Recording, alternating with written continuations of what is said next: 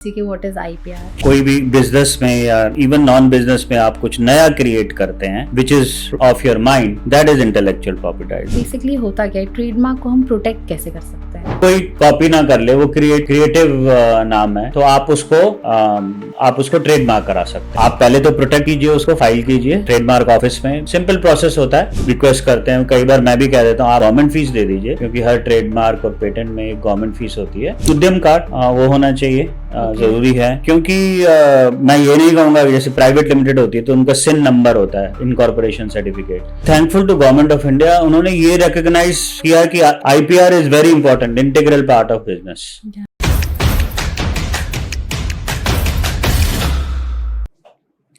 हाय, स्वागत है आपका फिर से हमारे शो एमएसएमई इस हफ्ते में। आज हमारे साथ ऐसे गेस्ट मौजूद हैं जिनको 2, 4, 6 नहीं बल्कि 30 से ज़्यादा सालों का एक्सपीरियंस है, जो कि सुप्रीम कोर्ट के एडवोकेट हैं, आईपीआर एक्सपर्ट हैं और गोतवानी एसोसिएट के को मैनेजिंग पार्टनर हैं।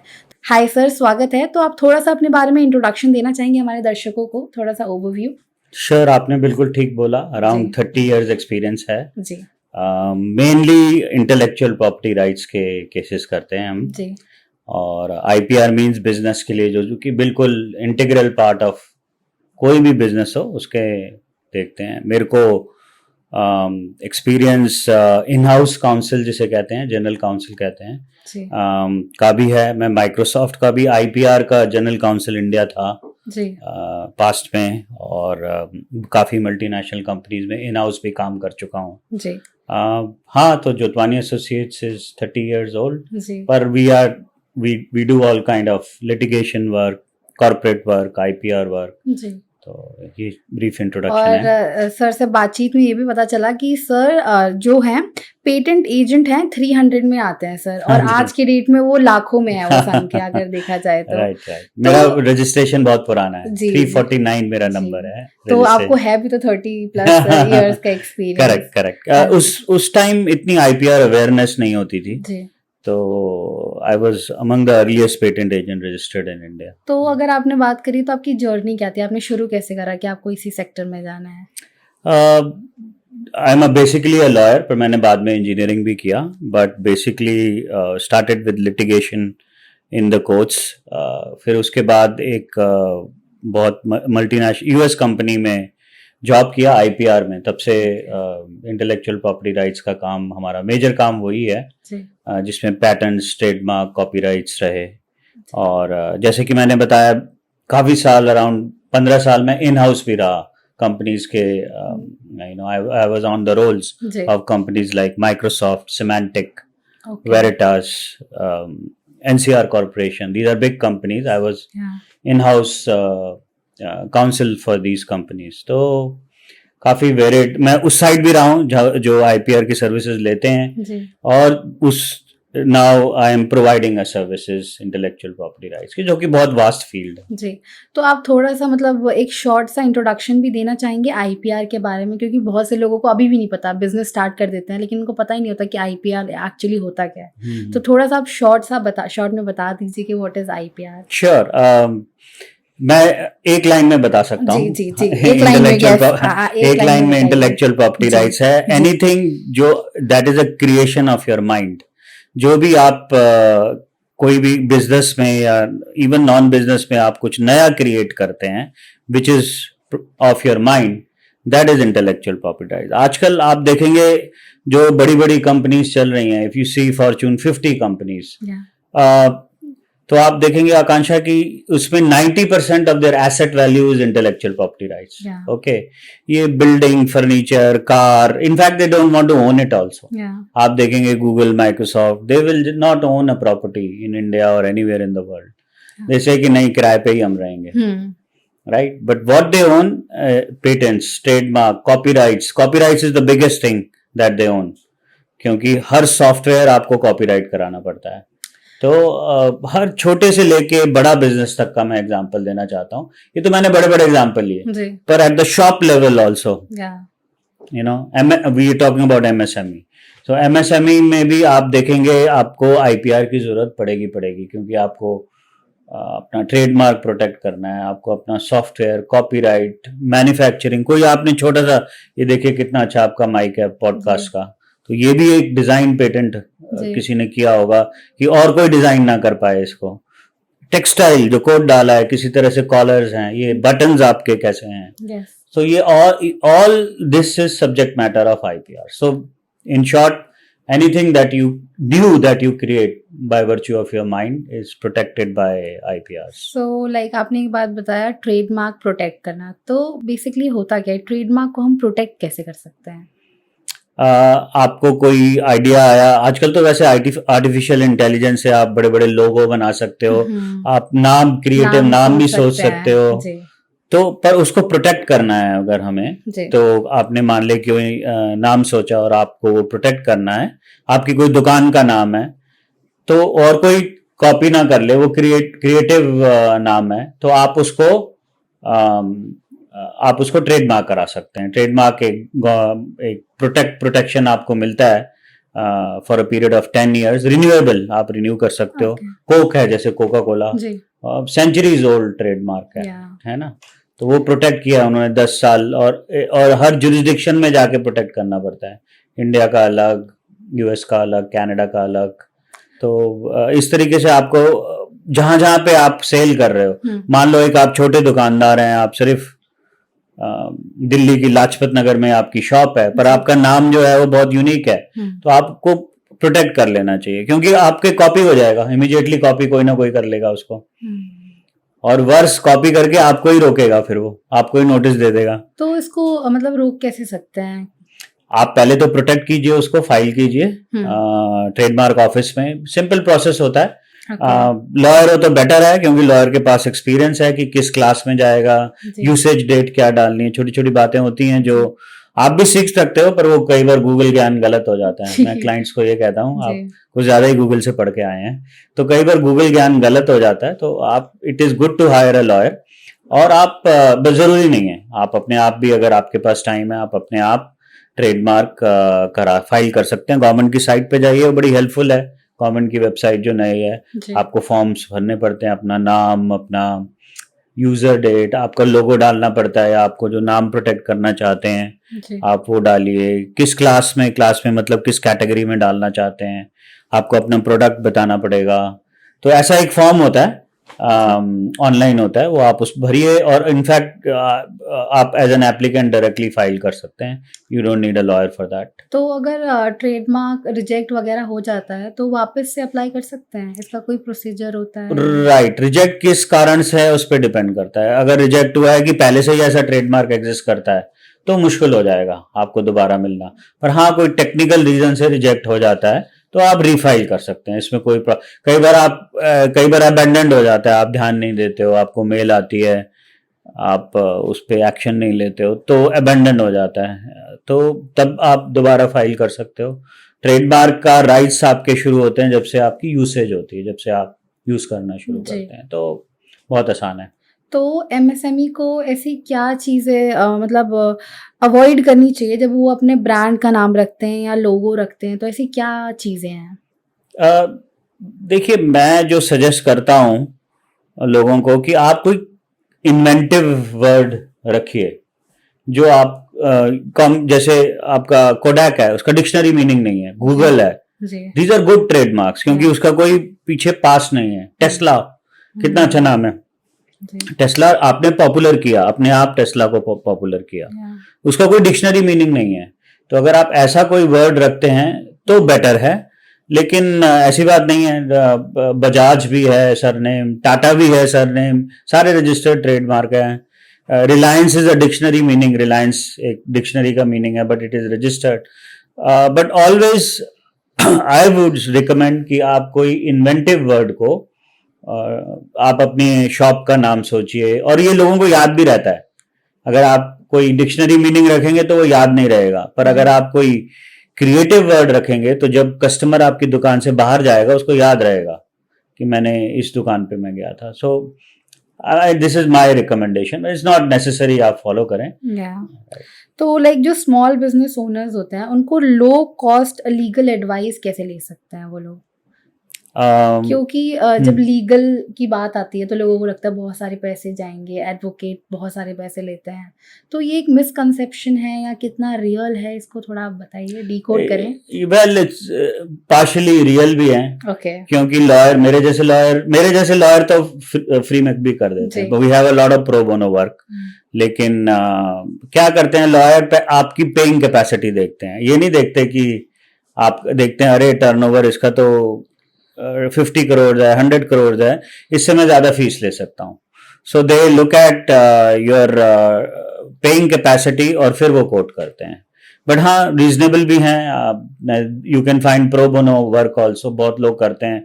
अगर आपके पास पैसे नहीं हो तो आप रिक्वेस्ट करते हैं, कई बार मैं भी कह देता हूँ आप गवर्नमेंट फीस दे दीजिए, क्योंकि हर ट्रेडमार्क और पेटेंट में एक गवर्नमेंट फीस होती है, आप डायरेक्टली गवर्नमेंट फीस दे दीजिए और will do pro bono work, हम करते हैं, ऐसी बात। तो ये ट्रेडमार्क के लिए रजिस्ट्रेशन फीस वगैरह कितनी होती है?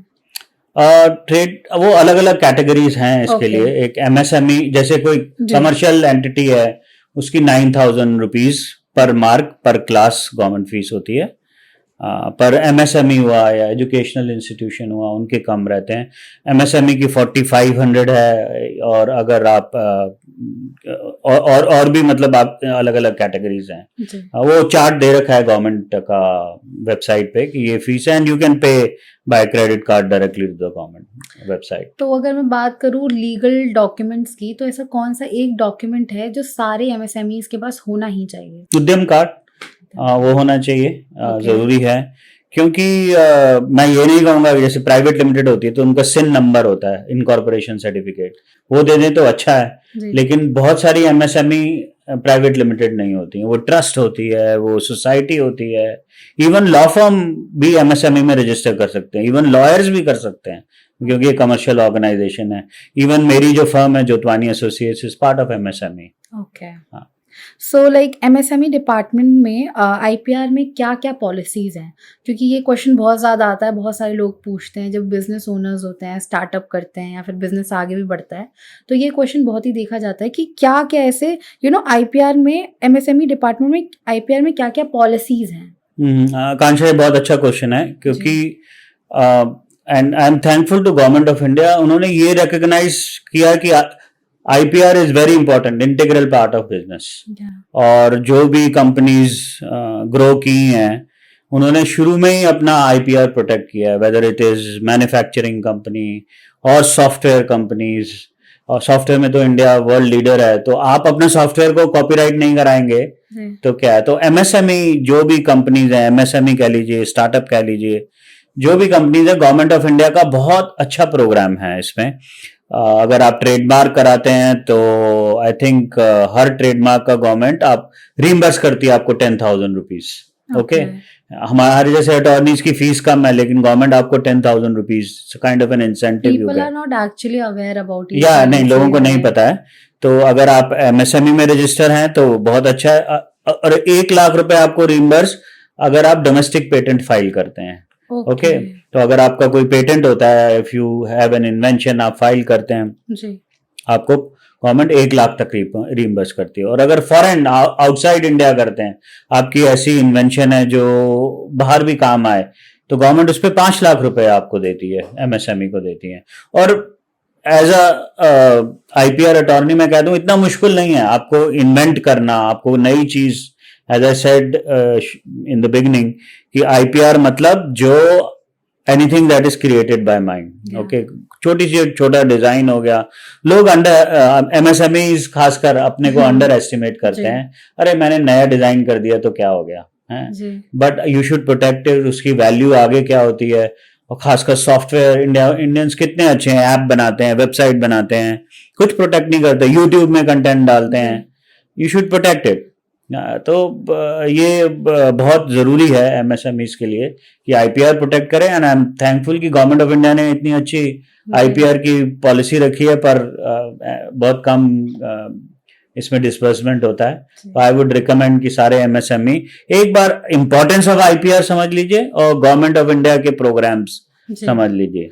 आपको बहुत लाइक जैसे बहुत सारे ऐसे होते हैं कि लोगों को पता नहीं होता कि कॉपीराइट फाइल करना होता है, तो लोगों को थोड़ा सा भी एक शॉर्ट सा मैसेज देना चाहेंगे कि वो कैसे उनको पता चले कि ऐसे ऐसे करके आप कॉपीराइट फाइल कर सकते हैं, क्योंकि people are not actually aware about the fact कि उनका ट्रेडमार्क, उनका लोगो, ये सारी चीज़ें लोग यूज़ करते हैं। तो कोई ऐसे शॉर्ट सा मैसेज देना चाहेंगे क्या, कोई ऐसे प्रोसेस बताना चाहेंगे? बिल्कुल, देखिए कॉपीराइट तो बहुत इम्पोर्टेंट फील्ड है इंटेलेक्चुअल प्रॉपर्टी राइट्स की। आज मेरी फर्म में around 30 we are the largest, इसको लाइसेंस कंप्लायंस फील्ड भी कहते हैं। We have the largest team in India for more than 35 people devoted only to license compliance, which is nothing but कि copyright enforcement है। जो भी software बनाता है उसको कॉपीराइट करा लेना चाहिए कि कल को उसका कॉपी होता है और बड़े सारी कंप्लेंट्स हमारे आते हैं, अरे हमने पूरे 2 साल में इतना अच्छा सॉफ्टवेयर बनाया जो उबर की तरह चलता है या जो जोमैटो जैसा बनाया, हमने कॉपीराइट नहीं कराया, हमारा एम्प्लॉय ले गया, 1 मिनट में ले गया वो, क्योंकि वो काम करता था उस पर। तो आप कैसे प्रोटेक्ट करोगे? जैसे ही आपका कोई सॉफ्टवेयर डेवलप होता है आप उसको कॉपीराइट कराइए, ओके? चाहे वो ऐप हो, चाहे आपने कोई भी कंटेंट बनाया। दूसरा सॉफ्टवेयर हो गया, मूवीज हो गई, आपके प्रोग्राम्स हो गए, आपके ब्रॉडकास्टिंग हो गया, उसमें कॉपीराइट का बहुत होता है इशू होता है। कोई मैच चल रहा है, broadcasting rights in a way are the copyrights that you get. So like ऐसा कोई लीगल स्टेप है जो आप हमारे एमएसएमईज को एक मैसेज डिसेमिनेट करना चाहेंगे कि यू मस्ट डू दिस? आप अगर मान लीजिए कोई मैन्युफैक्चरिंग कंपनी है, उसको डिजाइन्स प्रोटेक्ट कर लेने चाहिए। चाहे वो छोटी सी बॉटल बनाते हैं, चाहे ये देखिएगा आप, ये बिस्लरी की बॉटल रखी है यहाँ पे जी, हैं? इसमें ये डिजाइन है, ये डिजाइन प्रोटेक्टेड होगा जरूर, बिस्लरी ने किया होगा, राइट? सो चाहे आप बॉटल बनाते हैं, चाहे आप माइक बनाते हैं, चाहे आईफोन है, iPhone has lakhs of design, उसका आइकॉन आप बनाते हैं। मतलब छोटी से छोटी चीज, सिंगल डिटेलिंग को भी हम प्रोटेक्ट करनी चाहिए आपको। क्या आप आ जाइए टेक्सटाइल में, कोई आया, उसने बड़े बड़े डिजाइनर्स हैं यहाँ पे, आपने नाम सुना ही होगा इंडिया में, कितने बड़े बड़े डिजाइनर्स हैं। एक छोटी सी क्लोथिंग का इतना ले लेते हैं क्योंकि वो डिजाइन प्रोटेक्ट कर लेते हैं, राइट? उनका जो कोट का कॉलर है वो अलग तरीके से है तो उसको डिजाइन प्रोटेक्ट कर लिया, या कोई कलर कॉम्बिनेशन है। तो हर इंडस्ट्री में आपको आईपीआर एकदम प्रोटेक्ट कर लेना चाहिए। नॉट ओनली प्रोटेक्ट कर लेना चाहिए कि कल आपको लोग कहते हैं हम थोड़ी ना किसी को केस करेंगे, अरे आप नहीं करोगे कोई और कर देगा आप पे, राइट? एक तो कॉपी कर लेंगे और ऊपर से आप पे केस कर देंगे। तो it is good monetisation process जो आप कर सकते हैं। तो लाइक हम कैसे पता कर सकते हैं कि हमारा ब्रांड नेम किसी और ने कॉपी तो नहीं करा? मतलब कोई ऐसे प्रोसेस रहता है? प्रोसेस कोई जो आप एजेंसीज को हायर कर सकते हैं जो वॉच रखती हैं, उनको कहते हैं आईपीआर वॉच एजेंसीज। तो कई लोग जैसे हमें भी कहते हैं आप चेक करते रहो मार्केट में, तो आप इंस्टाग्राम, फेसबुक, ट्रेडमार्क जर्नल आता है, डिजाइन जर्नल आता है, पेटेंट जर्नल आता है, जो गवर्नमेंट ऑफ इंडिया पब्लिश करती हैं, आप उसमें भी वॉच रख सकते हैं कि, और वो ऑब्वियसली थोड़ी सी लीगल हेल्प चाहिए होती है उसमें, पर बहुत सारी वॉच एजेंसीज होती हैं जो आपका वॉच रखती है। आप खुद भी रख सकते हो, 70-80% अगर ब्रांड ओनर चाहे तो खुद भी अपना वॉच रख सकता है। कम से कम एक हमारे एमएसएमई है क्लाइंट, वो कैसे वॉच रखता है, उसने अपना जो वर्ड है ना वो उसमें रख रखा है, गूगल पे जहां पे भी आता है वो उसको नोटिफिकेशन दे देता है। तो गूगल का ही फ्री सर्विस है कि you can put your word and it will give you notification. कहीं पे भी वो हुआ, कोई भी सोशल मीडिया में हुआ, वो आपको दे देता है। तो आप अपने आप भी इस तरीके से वॉच कर सकते हो। जैसे ही आपको पता लगे आपका जो ये नेम है कोई इन्फ्रिंज कर रहा है या यूज कर रहा है, आप एकदम उसको रोक सकते हैं।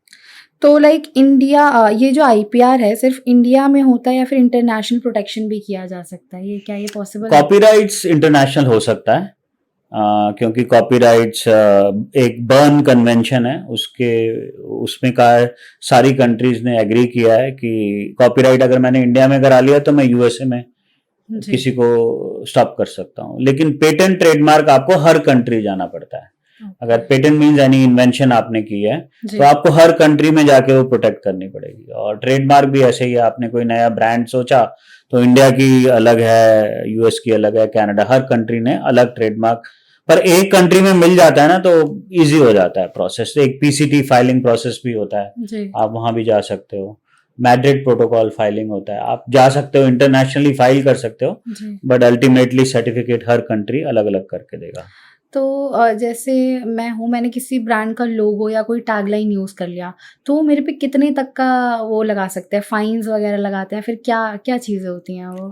इसको डैमेजेस कहते हैं। और सबसे पहले तो मैं आपको बता दूं, अगर आप किसी और का ब्रांड नेम यूज कर रहे हो तो सबसे पहले आपको यूट्यूब बैन कर देगा, यूट्यूब, इंस्टाग्राम आपको ब्लॉक कर देंगे, आपका चैनल ही डाउन कर देंगे। तो आप आजकल सब लोग वहीं एडवर्टाइज करते हैं। इफ यू सी अगेन, हाँ, social media is getting 70% of the revenue is going to the social media.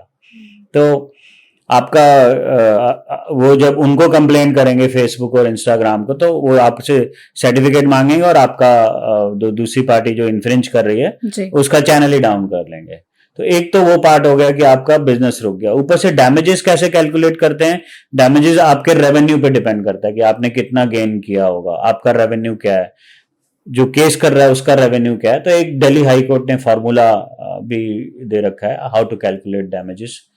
पर मैं आपको बताता हूँ, लाखों में हो सकता है, लाखों में हो सकता है। खासकर जब आप पायरेसी करते हो, जब आप कंप्यूटर प्रोग्राम को कॉपी कर लेते हो अपने इसमें, और ये बड़े बड़े सॉफ्टवेयर बड़े महंगे महंगे हैं, कुछ सॉफ्टवेयर 10-10 लाख के आते हैं, सिमुलेशन सॉफ्टवेयर 30 लाख रुपए के आते हैं।